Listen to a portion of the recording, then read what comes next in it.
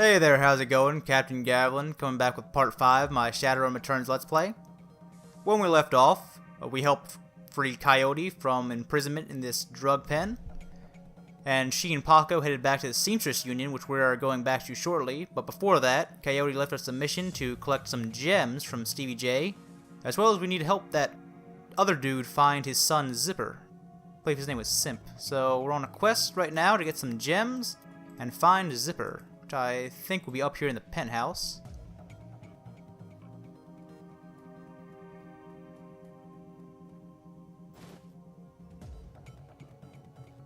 We got Stevie J's passcode. Ooh, that might help us open up some stuff like this locked door. But I was saying, I'm not sure if that dude downstairs next to the computer is still there or not. Because I still want to see what's up with that computer. Got a med kit rank 2. Let's replace the med kit rank 1. What's in here? We got just an old junk. And some loose yen. Oh, sweet. You got 25 new yen.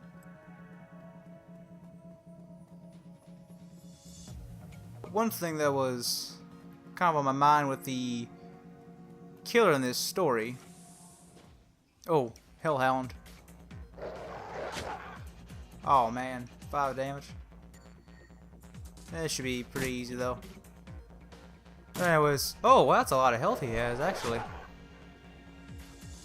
Let's see if we can. Oh, we can't. Wait, what? Can't burst fire him. Don't have. Oh, I guess he deletes a round if he hits you.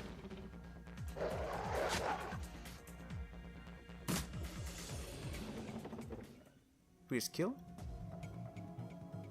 I think, yeah, we killed him. Okay. Kinda, I guess that was my own health bar I was looking at, not his. You find a small velvet bag filled with precious gems. This is what Coyote was looking for. We still need to find Zipper. Yeah, we just gotta return to the Seamstress mission for that. I guess Zipper isn't up here because there's nowhere else to go. We do got Stevie J's passcode though, and there were some locked doors downstairs. So maybe one of those leads to Zipper. Return to the Union. Despite Coyote's clear desire to stand on her own 2 feet, Paco needs to help her through the door into the Seamstress Union. Heads rise, and the front of the bar falls strangely silent. Paco stands by her side now, not speaking, his dark eyes flat with fury. Coyote presses a rag to her clawed-up face. She winces, but manages to keep control as she breathes in slow, deep breaths to manage the pain. Taking a closer look, you see her arm isn't much more than a shred of meat and broken bone held together by the tendons and burned skin. It'd be a miracle if she still has it by the end of the night.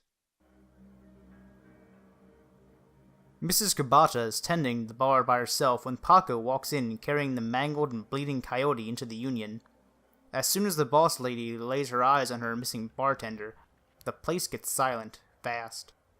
By the time she rounds the bar to meet you, Coyote is the color of wet spackle, and there's something new in her eye. Fear. This woman has faced down hellhounds, but the sight of Mrs. Kubata is staring at the floor and mumbling. Woman, how dare you miss 2 shifts and then come back bleeding on my floor? I'm sorry, Mrs. Kubata. I had a run that went bad. Solka, I can see that. Your arm is a mess. Was this your crusade again? Do not answer. It will only upset me further. You caused me to worry about you, Coyote, and that distracted me from my business. Hi, Mrs. Kubota. My apologies again. Sherry, take her downstairs to Dr. Castle. Yes, ma'am. And tell Castle to put something new and shiny where that arm used to be. Mrs. Kubata, I can't afford that cyber arm. I'm aware of your financial situation. When you are healed, we will discuss this concept of giri, the debt of honor. Now go, bleed elsewhere. Yes, ma'am.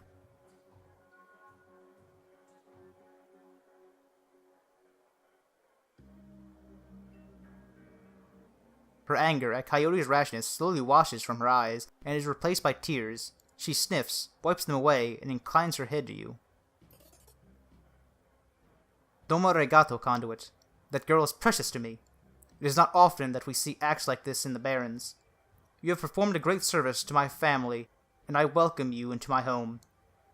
Consider it yours while your work keeps you here. but we both know that words are mere air. Beyond my thanks, I offer this renunciation. Please take it as a show of respect.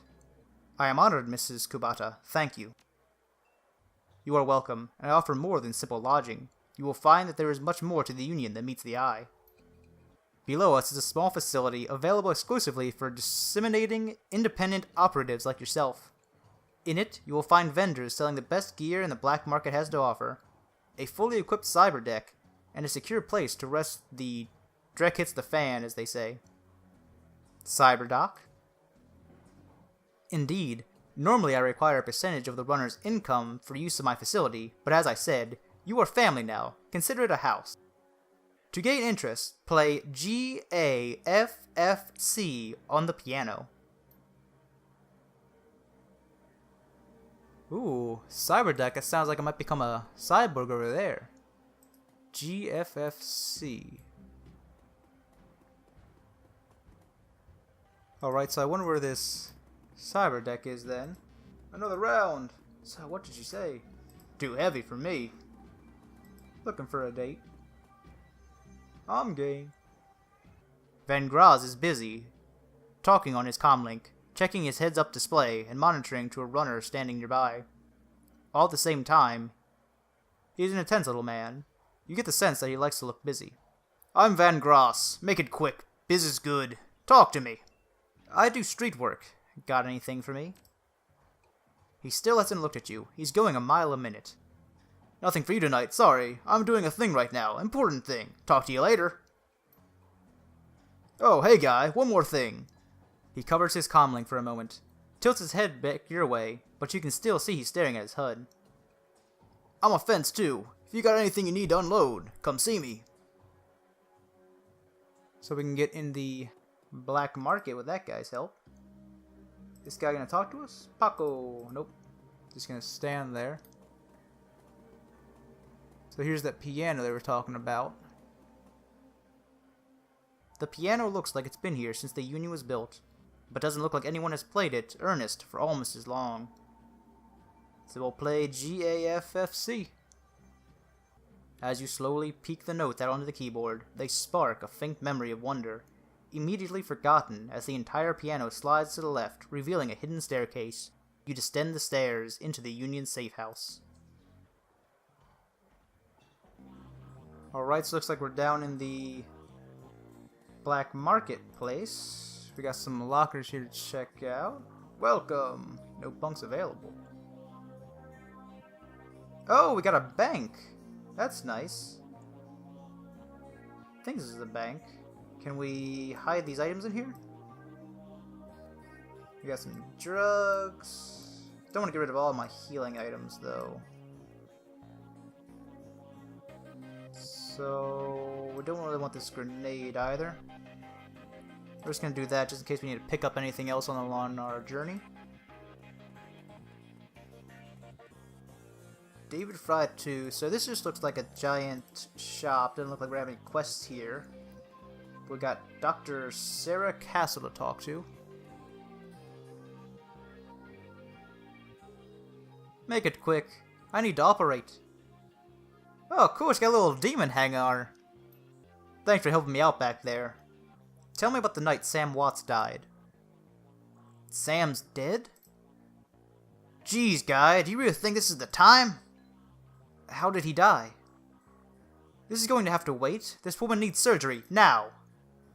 Okay, folks, I'm going to have to ask you to sit in the waiting area. Watch some trivet or something. This young lady and I have work to do. Mrs. Kubata never said what kind of cyber arm she'd pay for. I want something badass. Got one with a laser inside? You'll take what I give you, lady. Now let's have a look at that face. Leave it. Excuse me? Coyote. I earned this face being stupid. I'm gonna keep it. End story. Whatever you say, kid. With one swift move, she sinks a syringe into Coyote's thigh. Nighty-night. Wonder if she could give us a cyborg arm. That sounds pretty cool. With a laser in it. Coyote looks both better and worse than you last saw her. All the gaping holes are plugged in, and she's sporting a shiny new cyborg arm. but now that the adrenaline has worn off, it's clear she needs some rest. Good morning. Thanks for the miracle of modern science. Combined with Doc Castle's magical healing powers, I'm almost as good as new. Better, really. You ready for some questions now? Coyote looks genuinely sad. Look, about Sam. Yeah? I can't say I'm surprised he's dead.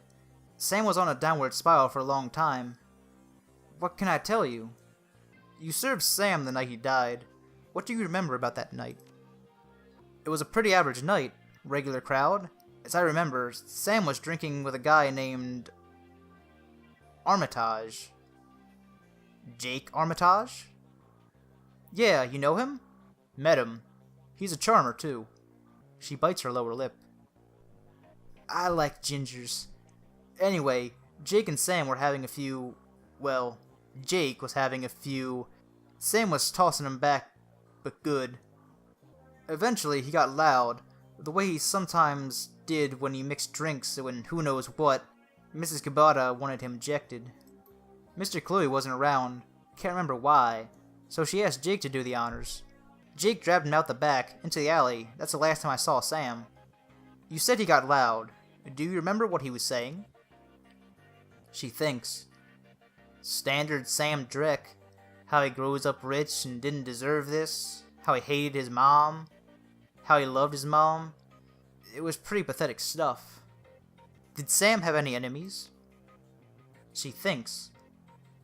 Enemies? That's hard to say. Sam partied hard, and when he did, he ran his mouth off pretty good. Got his ass kicked on more than one occasion. But no, I don't think he had any enemies. At least none that I'm aware of. Where did Sam live? On the streets, mostly. He'd occasionally convince someone to let him flop on their couch, but he'd always overstay his welcome and get his ass kicked out after a few days. Sometimes I'd sneak him down here so he could crash in one of the bunks. He used one the night before I saw him last. Tell me about Sam. I hear you like him. I did. He made me laugh. No one else seemed to like Sam's jokes, but I did. Did you guys jam? Whoa! She smiles at Paco. Easy, lover. No, it wasn't like that. We were friends. I guess I knew him, the best of everyone here. Sorry he's gone. How bad was he drinking? If it was just the drinking, it would have been bad, but Sam wasn't the monogamous type. He dabbled in everything. Booze, chips, drugs. He loved that nitro, whatever he could get in his hands on. It wasn't always like that, but once he got sick, he started using more and more stuff to try and forget about it. Sam was sick? Dying, didn't you know? Yeah, everyone could tell. You could just look at him and see he was a walking corpse. It had to be the drinking. Then he disappeared for a while, and one day he came back all better. Looked good, even. Did he say how he got better? He said his mom helped him out. Never said how, though. Thanks, Coyote. Now I need you two to do something for me. What do you need, babe? I need you to talk to Mr. Delia for me about the Royal Run. He's usually upstairs. Tell him I didn't get the gems. Maybe I can take another run at it when I recover. I will. Oh, but we got the gems, didn't we? So we can just give them to him for her. Right? Yep, here we go. Yellow's the right way. The bunk is a mess and reeks of booze. Searching through the sheets, blankets, and pillows, you find an old photograph that has seen a lot of wear. So let's check it out. The picture is of a blonde boy and girl, both about age 14, sitting on a dock on the edge of a lake. They appear to be twins. The boy has his arm tight around the girl's shoulders and is mugging for the camera. The girl is planting a kiss on his cheek while making rabbit ears behind his head with her fingers. Check back. Written in a woman's hand are the words Sam and Jessica. Lake Schmamich State Park. Summer 2040. I guess we will keep hold of this photo. Might come in handy later. Something that was a photo of Sam Watts. I guess he had a sister. And now we know Sam's mom was found dead. Sam's dead, so what happened to his sister? Here's Mr. Delia. Give him them jewels. Mr. Delia looks small and tough, with an untraceable shoddy on his back and a heavy vest under his trench coat. He's got the air of someone who gets things done, and occasionally does them himself. He might be an ex-runner, one of the rare ones smart enough to move over to management when he felt his reflexes slowing down. What do you want? You, Delia? Yeah? What's it to you, asshole? Can't you see I'm busy here? You sent Coyote to get you something. We've got it here. At the mention of Coyote, he finally gives you his full attention. Why didn't you say so? Coyote's late and my client is getting anxious. Where is she? She's getting stitched up. No kidding? Well, whatever. She's tough. She'll pull through. So, who are you two? Conduit. He's Paco. Great. We're all introduced. Now, give me my stones. We'll give him all the stones. In an instant, there's a jeweler's scope on his eye. Moving quickly through what appears to be the most valuable stones, he stops when he finds what appears to be an ordinary pebble inscribed with Hebrew characters. That's the one. He pockets it. Okay, you done good, but you're late. Coyote knows that in this case, late equals no payment. But I'm feeling magnanimous tonight, so you guys can keep the rest of the gems as your reward. Deal. Mr. Delia looks you up and down, takes you all in. Listen, you look like the sort of man who might run a crew of your own one day. Might need a little talent. When that happens, you come to me. I'll set you up. He dismisses you with a wave. Looks like you impressed him. I know a fence for those gems. Van Grass, follow me.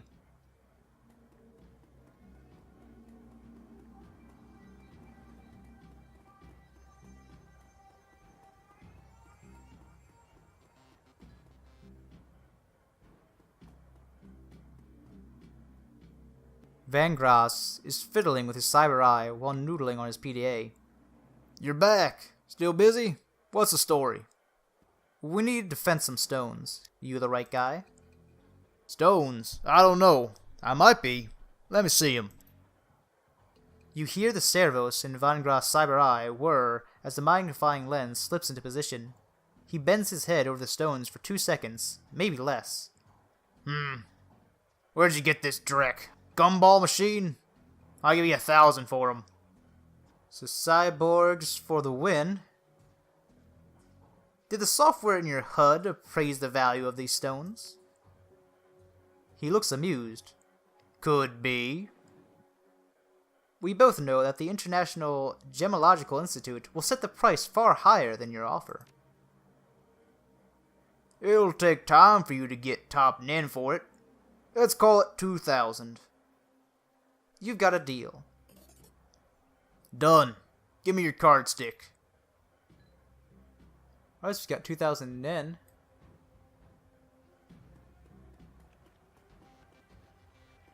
I wonder if Coyote's actually going to have somewhat of a bigger part in this whole thing, or if she's really just someone that knows Sam. Right now we got nowhere really to go. Guess we could talk back to, or check back with Coyote, see if she says anything new with them stones gone.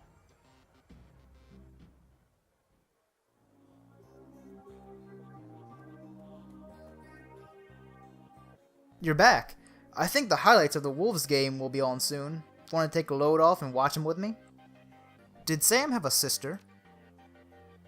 Her brow furrows. Yeah, I think he did. He mentioned her once. Didn't sound like they got along that well. Your comlink chirps, and the screen shows a smiling face of Officer Aguirre. If he's smiling, it must be about money. Officer Aguirre, what a pleasure to hear from you. Yeah, we're buddies. Let's go dancing soon. Listen, the Ripper got another one. The victim worked at the NTSB investigation facility down on the docks. You owe me for this. Put it on the tab. You there now? Better get here quick, before McCluskey arrives. The image of the PDA dissolves as the call ends. Another Ripper murder. Where? The docks. I've got to go. Okay, listen. I want to help. You dragged me out of the Royal before. Something bad happened. Worse than getting my arm turned off. And Sam was my friend. You head to the docks, and I'll see if I can track down Sam's sister Jessica. She might be able to help us. See you when I get back.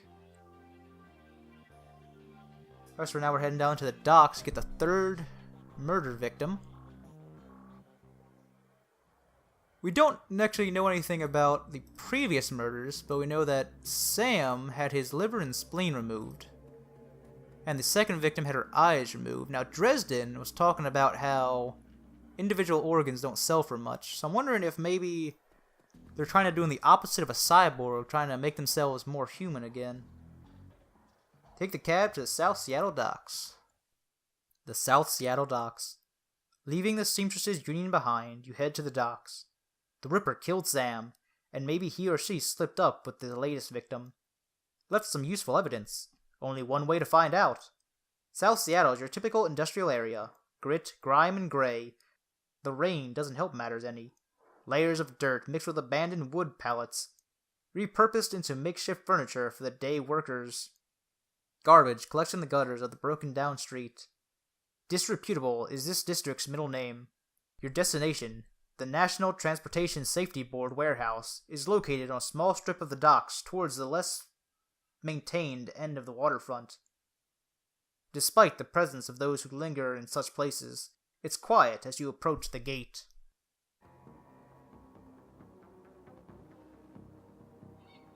You find our next victim at the warehouse. Wonder where the warehouse is.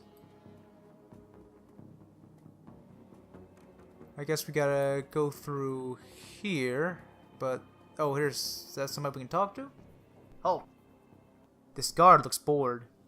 He toys with his gun absent-mindedly, like he might shoot something on a whim just to watch it die. Hey, you're about to trespass on corporate property. You looking to get dusted, street scum? I'm working with Lone Star on a crime scene investigation in the NTSB warehouse. Sure you are. And I'm Loftwire, the king of dragons. Beat it. We can't be. We gotta find out what happened. Let's talk to the streetwalker. I don't think she can help us get in.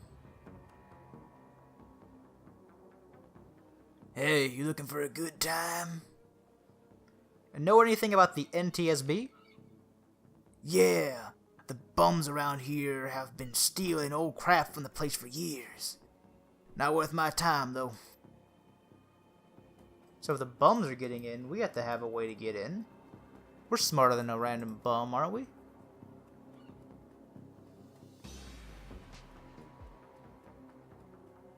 We got some bums we can talk to. Maybe they can tell us how they break in.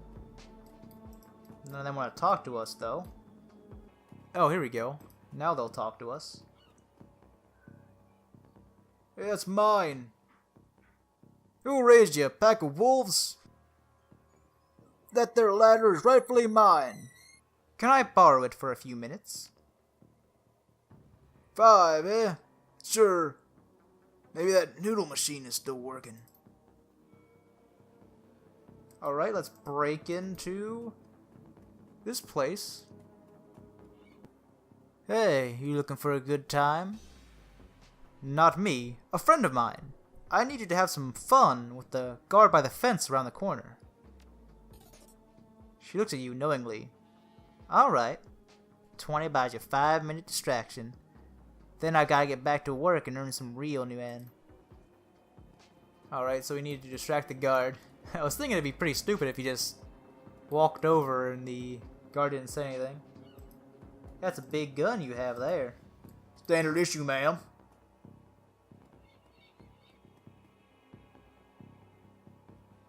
So we can climb up this ladder now. And I guess the guard just can't see this far away from himself. But now we can make it into this facility. New location, sure. The warehouse. Inside, the large gray warehouse is as typical as the outside. High ceilings, adorned with girders and rickety catwalks, top a huge utilitarian room. Concrete and steel walls meet a concrete floor. This is a place of sorting things, and nothing more. Despite the quiet on the outside, the inside is a hornet's nest of Lone Star officers going about their business. In the center of the activity is the Emerald City Ripper's latest victim. With uniforms everywhere, no one stops you at the door. It seems this case hasn't leaked to the press yet. Lone Star or no, you've got a job to do. I know our character is a runner, but I'm pretty sure they have no actual authority. So are these Lone Stars actual cops, or are they just like a special investigation kind of private organization group? Took your sweet time, didn't you? I'm a busy man. Where's the corpse? Just a corpse. And one that's not going to do anything for my career, I can tell you that. I left the computer on in the office over there, if you want to see it for yourself. The victims work here at the NTSB warehouse as a black box researcher. NTSB? The National Transportation Safety Board. This warehouse is used to go over the wreckage from plane crashes to try and determine what happened. The Vic was in charge of the highest priority investigation at the moment. We've gone through the victim's computer, and his case notes indicate he was selling secrets. Idiot kept records. That'll get you killed. It did. Some runner like you probably offered him to cover up the corp master's involvement and try to make it look like the Ripper killing. Here's the office key. Check it out for yourself if you want. Is that Dresden? Yep. We got Shannon Halfsky. See if Dresden looked at the body. He might know if it was the Ripper or not. Conduit. Surprised to see you here. Let me guess. Officer Gore tipped you off. Suppose you must have made an impression on him at the market yesterday. Or your cred stick did. At any rate, he chuckles. Anyway, surprise! We've got another Ripper victim on our hands. So, what's the story with this one? The victim's male, mixed Native American descent, age 38. Based on the condition of the body, it looks like he was killed around 2 in the morning. Cause of death? Unknown. Several internal organs were removed from his body after death, quite gruesomely. I'm not sure if the killer even knew what they wanted before they started cutting. Not much else to tell yet. Really, he does have a lot of pre-existing scar tissue, so he probably had a major surgery at some point in recent history. Unfortunately, with the organs gone, I can't determine the nature of the surgery. Any idea on which organs the Ripper was after this time? Well, the killer definitely took the lungs. The more I look at it, the other missing organs may just be eviscerated within the chest cavity. It sounds like the Ripper is taking different trophies from each victim. Sam's liver, this guy's lungs. Any theories? Sorry, I don't do theories. I'm just a scientist who happens to prefer dead people. However, while there was a massive damage in the chest cavity, I can see that the victim's lungs were transplants, which is interesting, since another victim's missing heart was also a transplant. Granted, modern medicine has made organ transplants relatively easy, but it's an odd coincidence. But as a scientist, it's just that, a coincidence. This is only the third body I've personally examined. One of our other branch managers handled the other 2. If I find that more of the victims had organ transplants, I'll let you know. I'm gonna take a look around. Good luck out there.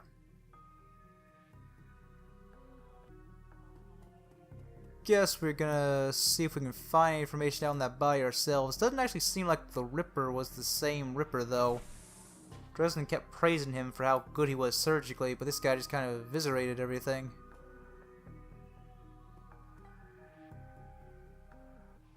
Okay, let's read the private notes. The note that appears on screen pertains to NTSB case file number 96. The crash of the Ares jetliner near the UCAS and Swan National border. The crash is reportedly the result of an equipment failure. Reading further into the investigation notes, however, you find substantial evidence linking the crash an experimental Renraku research initiative. The information could be worth a great deal to the right buyer. You download the research note onto your PDA. I'll leave the computer. So Renraku was the people from that original first mission we had. Wonder if it's going to some big conspiracy. This appears to be the victim's locker. The door is slightly ajar. Inside, you see several of the dead man's personal items. Inspect his toothbrush. Why not? The blue toothbrush is still wet from being used. It smells of mint and cigarettes. Inspect his comb. The comb is black plastic and has some wiry gray hairs stuck in it. Leave the locker. So we still didn't get that good information on the actual victim's body.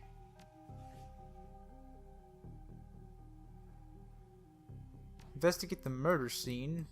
Didn't we do that?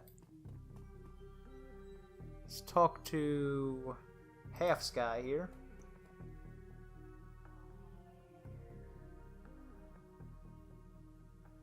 You're not a cop. She looks up, watching you wirily. I'm independent. What's your relationship to the dead man? The suspicion in her voice and eyes depart almost instantly when the subject turns to the deceased. He's my brother.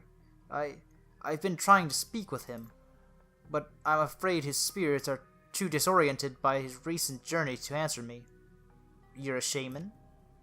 Yes, for all the good it's doing me. If I could just make contact, I might be able to deliver justice and allow my brother's spirit to rest. Were there any other witnesses? Not so far as I can tell you. Not among the living, anyway. Realization then dawns, bringing the light back into her eyes. But my brother's spirit may not be alone here this night. She closes her eyes and concentrates, drowning a low chant you can barely hear. Yes, there are other spirits who may be of help. Her features harden in frustration as she's searching for something that remains elusive. Sighing, she opens her eyes and fixes you with a stare. But I can't do it alone. What do you need? This warehouse contains the spirits of plane crash victims trapped between worlds. They wish to help. They wish to be heard. And I think they have something to say about my brother's murder. The Lone Star won't help me here, but you seem to have the run of this place. If you can find personal items that belong to the victims, I believe that I can summon a spirit to speak with us. I'll need at least 2 subjects. Can you find them for me? I'll do what I can. Alright, well, before we go on a quest to find some dead people's stuffs, I think we're going to call it there for part 5. As always, if you like the video, please remember to comment, like, and or subscribe to help the channel grow. And I will see you all again next time in part 6.